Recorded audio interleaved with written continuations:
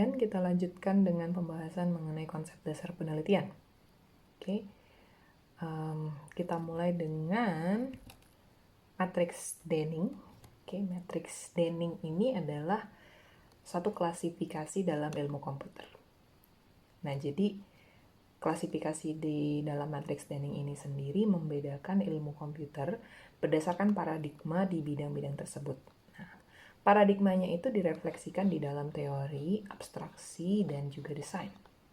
Gitu ya. Nah, teori sendiri dalam hal ini harus berlandaskan pada pendekatan matematika, dan proses-proses mendapatkan teori sendiri terdiri dari beberapa langkah, yaitu pendefinisian, pembuatan teorema, pembuktian, dan penginterpretasian hasil. Nah, jadi pembagian si ilmu komputer ataupun klasifikasi ilmu komputer berdasarkan matriks Denning ini tadi bisa dilihat di sana adalah software engineering, database dan sistem retrieval informasi, artificial intelligence dan robotik, kemudian ada grafik gitu ya. Dan ini dibedakan berdasarkan paradigmanya tadi, ada teori, ada abstraksi dan desain. Bisa dilihat di sana. Misalnya untuk software engineering ini teorinya itu dilihat dari teori reliability, program propagation and proof, temporal logic, sementara abstraksinya berupa metode spesifikasi, metode otomatisasi, pengembangan program, tool pengembangan software, kemudian dari desainnya itu dilihat dari bahasa spesifikasi, metodologi pengembangan software, dan tool untuk pengembangan software. Nah, untuk yang lain-lainnya bisa dilihat di sana gitu ya. Kemudian selain software engineering, database, dan sistem retrieval informasi, artificial intelligence, dan grafik, kita juga punya pembagian lainnya yaitu human-computer interaction, ilmu komputasi, organizational informatics, dan yang terakhir adalah bioinformatics. Nah, jadi masing-masing punya pembagian, ya kan? Kemudian punya paradigma sendiri-sendiri berdasarkan teori, abstraksi, dan juga desainnya. Oke, kita tidak bahas terlalu banyak di sini. Kita akan lanjutkan dengan yang namanya penelitian gitu ya, tadi yang mau kita bahas. Dan sebagai pendahuluan di sini, kita tahu bahwa penelitian ilmiah ini dilakukan untuk mencari jawaban dari permasalahan yang terjadi pada saat ini. Dan penelitian sendiri merupakan proses mencari sesuatu dengan sistematis dalam waktu yang relatif lama dan menggunakan metode ilmiah dengan prosedur maupun aturan yang berlaku. Nah, tahap-tahap dari penelitian ini terdiri dari 7: identifikasi masalah, perumusan masalah, penelusuran pustaka, rancangan penelitian, pengumpulan data, pengolahan data, dan yang terakhir adalah penyimpulan hasil. Jadi setiap langkahnya ini harus kita jalanin, ya kan? Nggak mungkin kita skip salah satu dari langkah-langkah berikut ini agar kita boleh membuat penelitian yang bagus gitu ya, penelitian yang baik. So, untuk tujuan dan hasil penelitian sendiri dijabarkan sebagai berikut ya, bahwa sebenarnya kegiatan untuk mengembangkan ilmu pengetahuan dan teknologi itu dapat dilakukan dengan penelitian.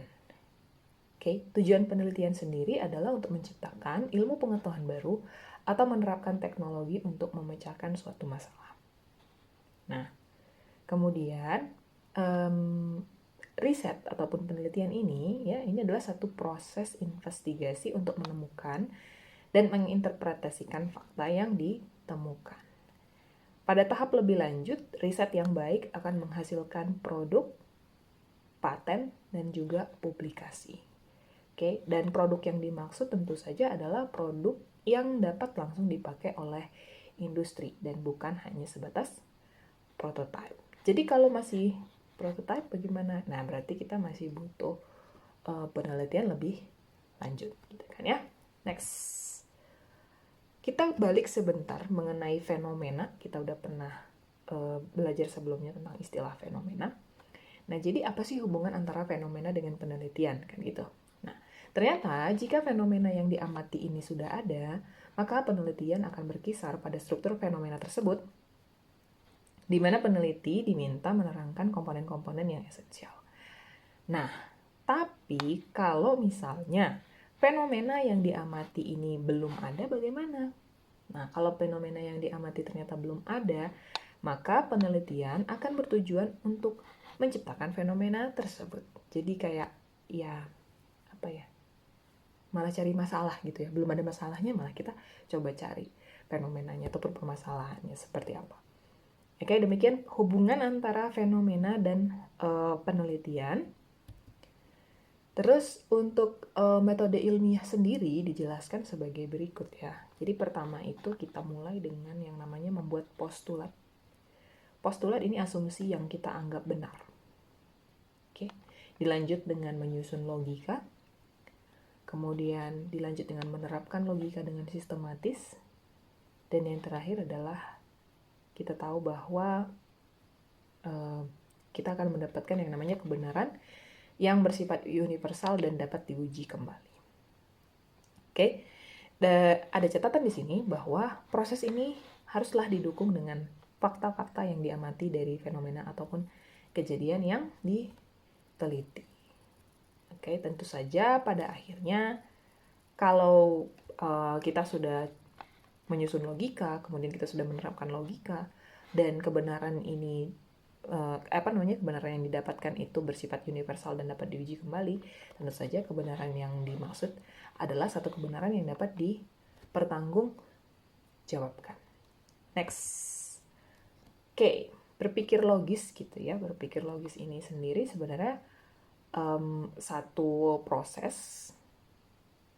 Oke, proses berpikir ini gitu ya. Proses berpikir ini sebenarnya adalah satu proses yang terjadi pada saat kita menarik kesimpulan dari pernyataan-pernyataan yang diketahui benar ataupun dianggap benar.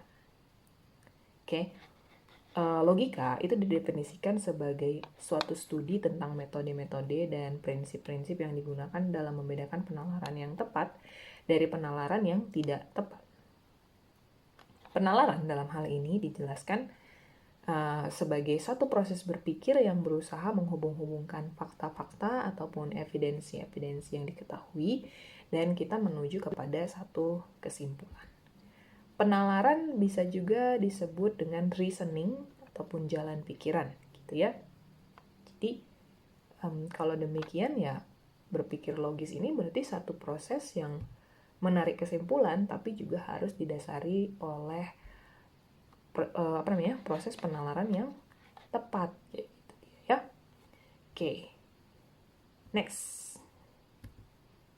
Untuk bangunan ilmu sendiri ataupun building blocks of science, kita mulai dengan pengamatan. Kemudian kita identifikasi masalahnya. Lalu kita buat kerangka teori ataupun asosiasi jaringan. Kita buat hipotesis. Setelah buat hipotesis, kira-kira apa nih? Oke, kita mengkonstruksi konsep ataupun definisi operasional. Dari situ kita bisa bikin yang namanya rancangan penelitian, kemudian kita mengumpulkan data, dilanjut dengan analisis data, interpretasi data, dan terakhir adalah pembaruan teori, di mana pembaruan teori ini merupakan penelitian dasar. Oke. Tapi selain pembaruan teori, bisa juga kita lakukan yang namanya penerapan. Nah, penerapan ini lebih jelasnya adalah penelitian terapan. Jadi lanjutan dari si penelitian dasar gitu ya. Oke. Ini dia yang namanya building blocks of science. Dalam proses ini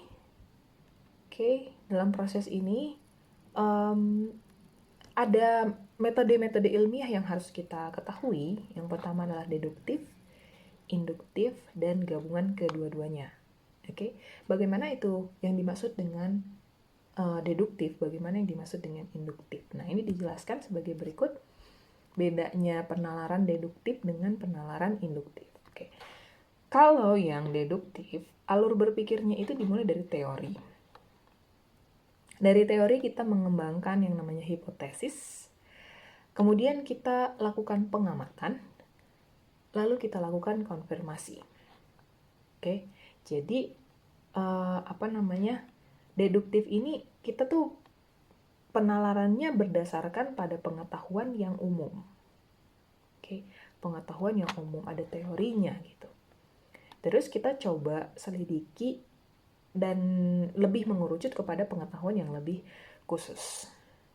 Oke, kepada pengetahuan yang lebih khusus. Dan dalam hal ini, pengetahuan yang lebih khusus ini adalah suatu pengetahuan yang baru gitu.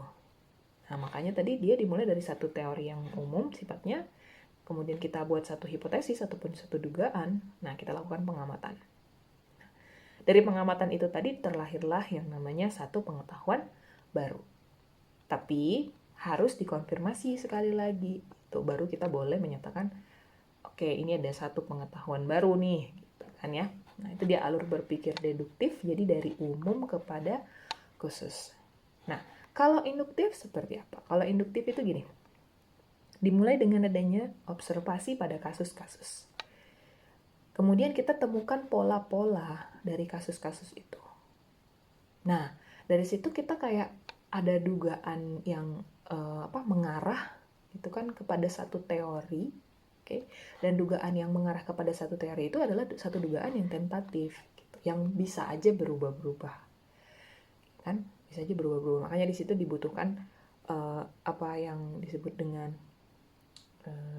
ini ya, proses yang lebih lanjut tentu saja, gitu kan? Proses untuk memeriksa lebih lanjut, oke? Nah, dari situ kita bisa ciptakan teori. Nah, teori yang lebih umum jadinya gitu. Jadi kalau yang induktif ini dari sesuatu yang khusus kepada sesuatu yang umum.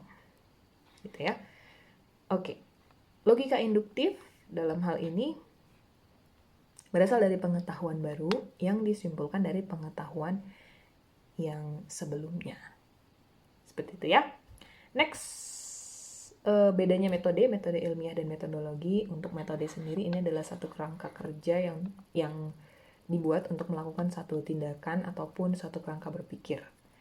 Sementara metode ilmiah ataupun proses ilmiah ini adalah proses keilmuan untuk memperoleh pengetahuan secara sistematis. Oke. Nah, metodologi ini adalah satu formula dalam penerapan penelitian di mana terdapat langkah-langkah dan juga hasil penelitian. Oke. Sedangkan untuk metode penelitian dalam ilmu komputer, ini adalah langkah-langkah ataupun tahapan perencanaan dengan menggunakan bantuan beberapa metode, teknik, alat, dan dokumentasi. Tujuannya untuk membantu peneliti dalam meminimalkan risiko kegagalan dan menekankan pada proses ataupun sasaran penelitian di bidang computer science, terus sudah gitu information system ataupun information informatic technology ya, kayak informatic technology gitu ya. Jadi demikian beda dari metode ilmiah dan metodologi.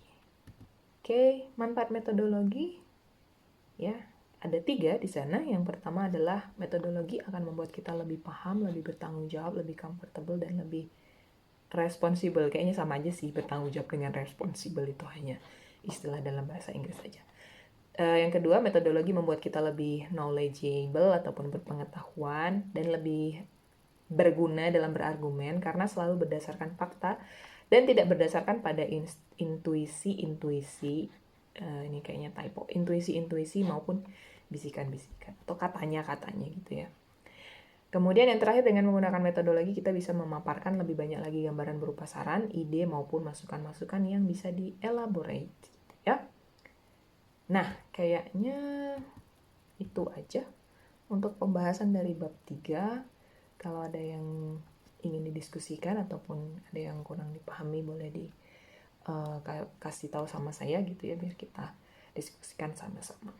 Oke, demikian pembahasan yang untuk hari ini.